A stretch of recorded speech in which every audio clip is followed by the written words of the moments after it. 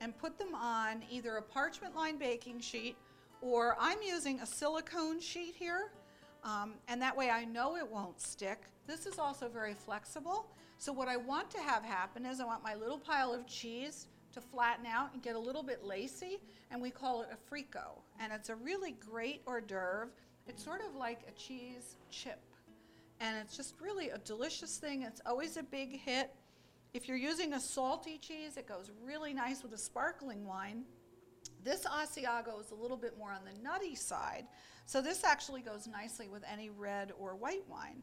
So you can make these ahead, and you could put them in an airtight container, but make sure they're definitely cooled off before you cover them, because if they're not cooled off and you store them, they're going to actually get softer. So if you put them away while they're nice and cool and make sure that no humidity will build up in that pan, they'll store very well.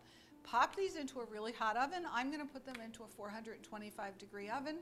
Keep your eye on them. It's only going to take 2 or 3 minutes, and then you let them cool, and it's really a delicious, fun, different kind of nibble for a party. Brisket looks perfect, nicely cooked. Let's just check those potatoes, make sure they're soft. Okay, great.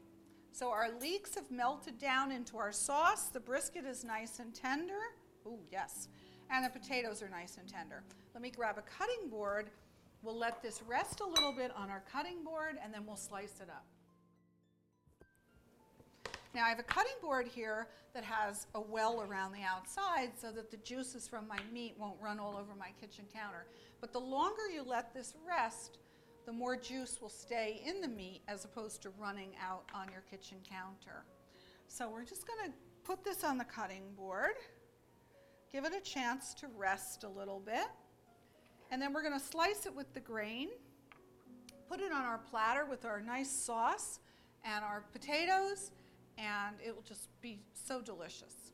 While we let the brisket rest, I'm going to go check on my veggies and see how they're doing. Let's check and make sure they're nice and tender. Perfect. So these really only took about 20 minutes. Now the brisket you're going to do way ahead early in the day, because this does need to cook about 2.5 hours. You could let it sit in there for 3 hours. This was about 4 pounds. The longer you cook it, the better, and the longer you let it rest, the better off you are. So we have a nice platter. We'll slice our brisket. We'll put the brisket on the plate with the potatoes and the sauce and then the veggies. And we have our wonderful salad that we have to finish, and I'm just going to go check on my frico. Okay, so we have our frico.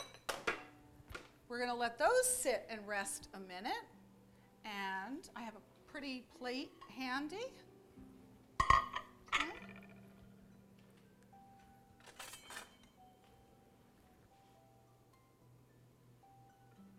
They're very fragile. Take your time, be very careful, but they're really worth the extra little TLC that they need.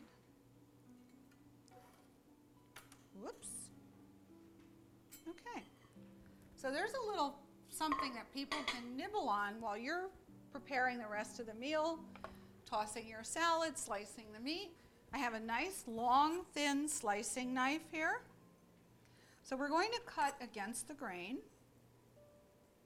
And I like to cut on the diagonal, just get it started a little bit.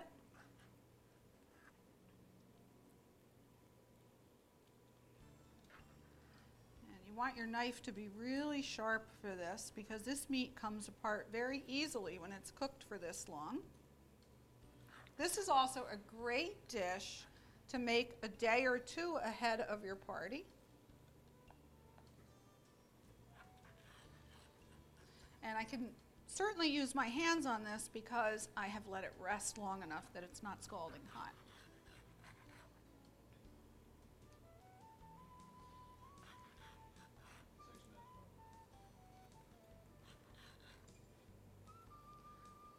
Okay, so let's transfer this to the platter.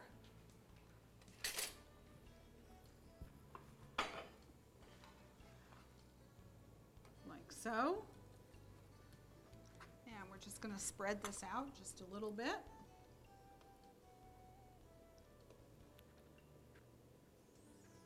Okay. let me take some of my wonderful vegetables and put those around. Mix them up a little bit. These baby vegetables are available all year round. These happen to be squash, so you might be thinking fall, but they are available all year round.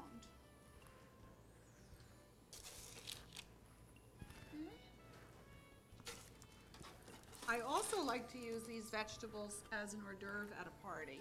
If you roast these vegetables and you put them out on a platter with a balsamic drizzle and some toothpicks in them, they make a great healthy hors d'oeuvre for your guests. So now let's take the potatoes and the sauce.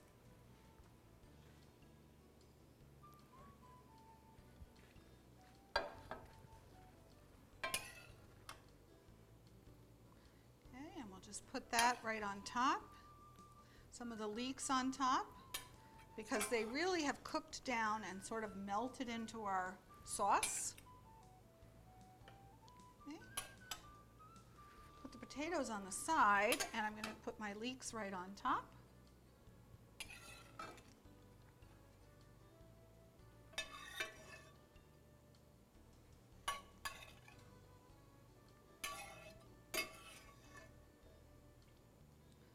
Every drop of sauce.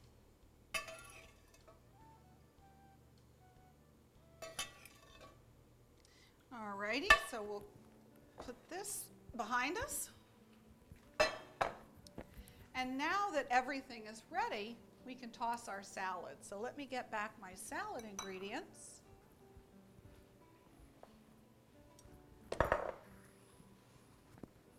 The pinoli nuts are nice and cool, so now I'm not afraid to put them in the salad. They won't wilt the salad. All right, so I'm going to re-whisk my salad dressing. And I'm going to start with less than I think I need. And then I'll toss a little bit and see if I need more dressing. Okay? It's always better to start with less than you think you need. That way your salad's not overdressed. And if you overdress your salad, it will make the greens heavier. And they won't be wilted, but they will certainly seem like they're wilted. Okay, and that looks just about right. So now I have some extra dressing left for another day. And tomorrow night, I'll make another salad, maybe a little different combination of ingredients, but I can still use that same dressing. So let's put some of this salad on the plate so we can see all the great ingredients that are in here. And let's find some of those figs. Sometimes those heavier ingredients tend to go towards the bottom of the bowl. So you want to make sure that you're giving everyone some of the wonderful figs that are in that salad. So there we go. So we have a great mixed green salad with fresh figs and toasted pinoli nuts. There's endive and radicchio in here. Mixed spring greens. We have our frico, which we've put in the oven at about 425 for about 3 minutes on a silicone sheet, or you can use a parchment lined baking sheet. We have our brisket. This goes a long way. It's one of those just really terrific dishes that you can make ahead. I think when we're entertaining, make ahead dishes are probably the best thing you can do. You have all the mess cleaned up either early in the day or the day before. And braised dishes are so wonderful when you make them a day ahead. The flavors really blend together after that's been sitting. It's easy enough to reheat. I could even put this in a higher-sided serving dish and reheat it if it was an oven-proof serving dish, just like this. So what I would do is I would take this, plate it, put it in an oven-proof serving dish, bring it out of the refrigerator for about 30 minutes, and just put it in my oven and reheat it gently with aluminum foil on top. And you'd have everything done ahead, a really beautiful presentation for all of your friends. Thanks for watching Stress Free Cooking. I'm Barbara Selig-Brown. I hope you'll enjoy entertaining your friends as much as I do. Please visit my website, stressfreecooking.com, for great recipes and cooking tips, as well as wine advice. And I hope to see you again soon.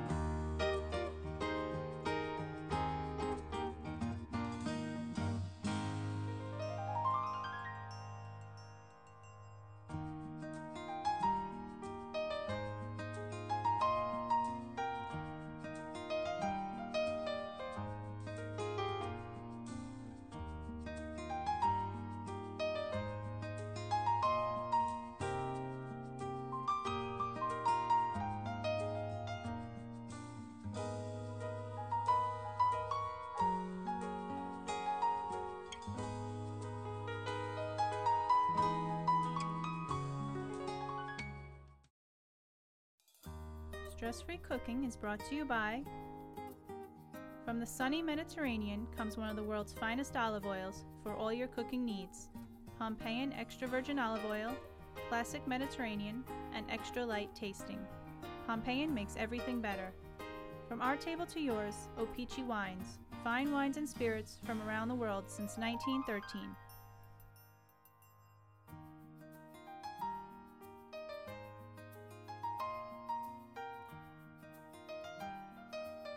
Cutco, the world's finest cutlery.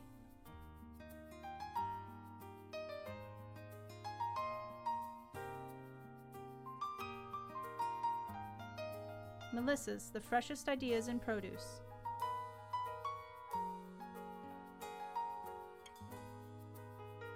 And Sub-Zero Wolf Appliances. Enjoy Barbara Selig Brown's cookbook as she shows you how to make stress-free dishes in the comfort of your own home. Offer made by Stress-Free Cooking for $19.95.